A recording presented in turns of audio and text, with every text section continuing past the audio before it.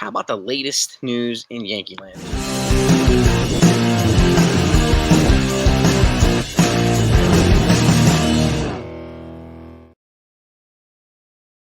What's going on, everybody? Hope you're all doing well. Happy Thursday. So, the latest news in Yankee land, okay? They were at the GM meetings this week, and they made it clear, Brian Cashman made it clear, they're going to be heavily involved in pursuing high leverage relief pitching, okay? And a couple names pointed out. This man, obviously, Tanner Scott, is the number one guy. He's traded to the Padres from the Marlins. He was an absolutely dominant reliever. 29 years old, 174 ERA. This guy's lights out from the lefty side. But there are two other relievers. One of them has been mentioned as the former Yankee David Robertson. Look at his stats, 99 strikeouts. And this guy's going to be 40 in like 70 innings. So this guy's still a strikeout machine. He's got good control, and he still has upwards of 2 to 3 WAR every year in high leverage situations. Okay, but there's another former Yankee, Kirby Yates, who I would encourage you to take a look at too. 117 ERA this year. And he was with David Robertson in Texas Rangers. So both of them produced these stats in the American League. So they're familiar with the league already. Okay. Those guys can probably be had on a 1 or 2 year deal. Yates is 36, Robertson's 40. Tanner Scott's probably going to run a 4-year deal at high money. Okay. Despite what people are saying about Josh Hader and some of the other folks, this is a different guy. He's better than Josh Hader. Okay. And again, now, they also said that they're investigating trade possibilities too, okay?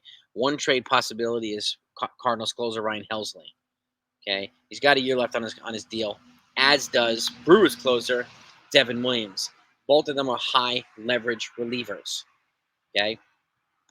Personally, I expect the Yankees to make one trade and one big signing in free agency. I expect them to add 2 arms, and I expect them to probably bring back Tim Hill, who's going to be a free agent. Now, Tim Meza is a non-tender candidate, as is Trent Grisham, as is Jose Trevino, as is Nestor Cortez. So I expect them to try to trade a couple of those guys, and if they don't get traded, they'll get non-tendered. They'll save some payroll. Okay, that's the difference between being an arbitration player and a non-arbitration player. If you're in arbitration, they can non-tender you. Any team, they do not have to pay. They can just decide to not tender your contract. Arbitration figures just what the number is decided at. They do pay you. So I expect a couple of those guys. I wouldn't be surprised if they trade Nestor Cortez and Ryan Helsley being part of the trade. And I wouldn't be surprised if they traded Jose Trevino either, because I do think going on Trent Grisham, they can give value back for these guys. So, but stay tuned. Make sure all your notifications are turned on if you're subscribed to this channel. If you're not, please subscribe to this channel. I don't want you to miss anything. We are less than 4 weeks away from the winter meetings, which is December 8th to the 11th or 8th to the 12th in Dallas, Texas.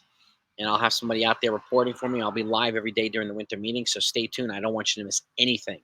Okay, now, the other piece of news I have for in Yankee land is, obviously we know they're looking to address a couple infield positions, first base and either second or third. Whichever position Jazz Chisholm is not playing at, the other position has to be addressed.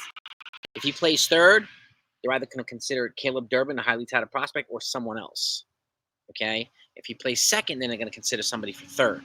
So, and what we're hearing now is 2 top players, Alex Bregman, today showing a willingness to move from third to second, and Willie Adames has shown a willingness to move off of shortstop.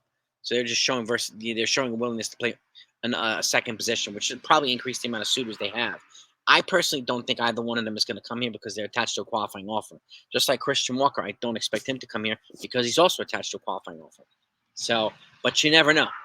You never know. But this guy right here, Ha-Sung Kim, is another highly touted player he's from South Korea. Okay, he's a 29-year-old player.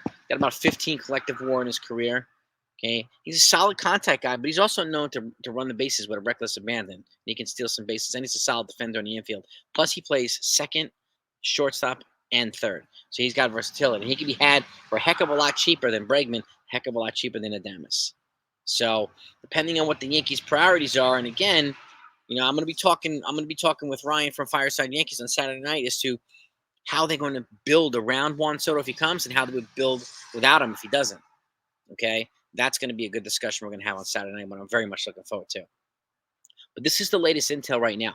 The Yankees are going to be heavily pursuing high leverage relievers. Okay, Ha-Sung Kim is being mentioned as a possible option. And 2 top infielders have shown a willingness to move off their positions. So that could be. I mean, that's clickbaity news, obviously, for some folks, but that's also noteworthy news for some as well.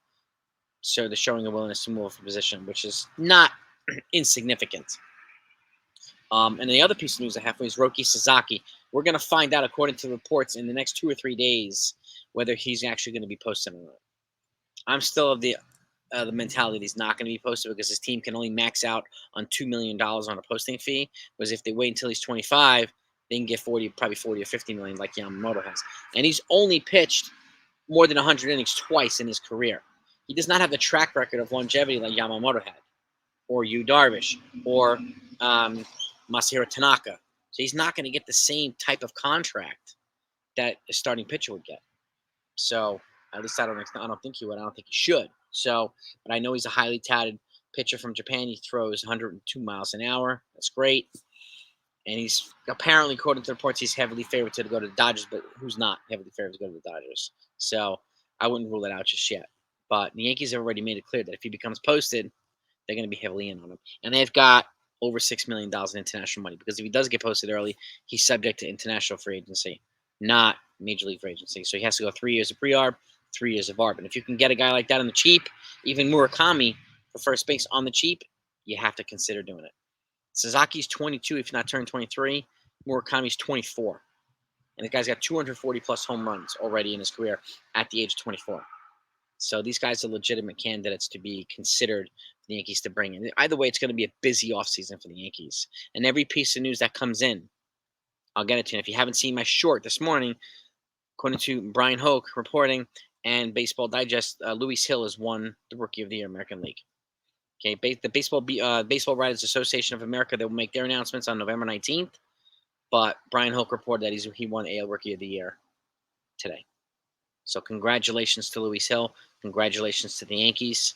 That's fantastic. There's still more awards to come. We probably expect to get an MVP from Aaron Judge, just like the Dodgers expect to get an MVP from Shohei Ohtani. So more to come. More to come. And I'll keep you updated on every bit of it. That's why I say keep your notifications on. Have a great day. See you next time.